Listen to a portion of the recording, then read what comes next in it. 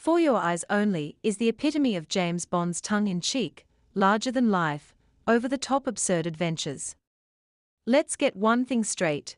Bond is as silly in this one as a cat chasing a laser pointer. Bond, the man who survives more near-death experiences than the coyote in the Roadrunner cartoons, doesn't just cheat death, he mocks it. He's got more money than sense, seemingly impervious to financial woes, and seems to ditch his companions faster than a hot potato. Speaking of being everywhere and nowhere at the same time, he's been in the espionage business for ages and still hasn't aged a day. No promotions, no retirement plans. The man's got a secret to aging, or just a lot of great skincare routines. Bond's the ultimate multitasker, knows all the languages, plays every game, rides any vehicle known to humankind, and owns a gadget for every occasion. And he never fails, like ever. He always manages to look dapper. The man's never had a bad hair day or a stain on his suit, unlike the rest of us mere mortals.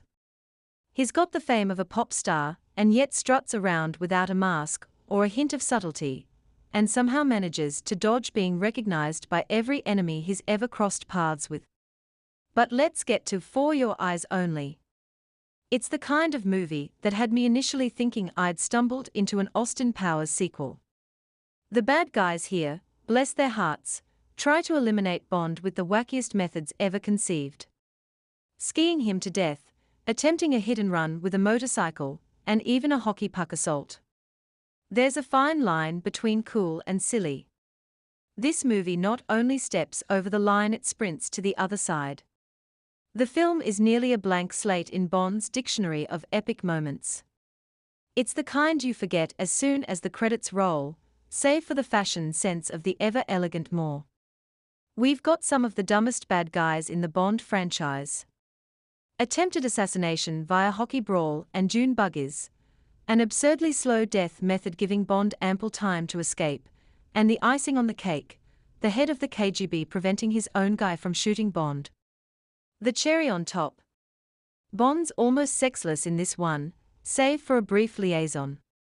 The film drags in places like a snail's race and has more explosions than actual substance. And surprise, surprise, the enemy turns out to be the good old Russians, as generic as they come. The film seems more like a catalogue of recycled Bond moments set to a soundtrack that's both hilarious and dated, especially during the ski chase scene that'll have you giggling non-stop. But hey, for all its absurdity, Moore's self-aware performance elevates the silliness, making it a giggly, forgettable ride through the eccentricities of 007.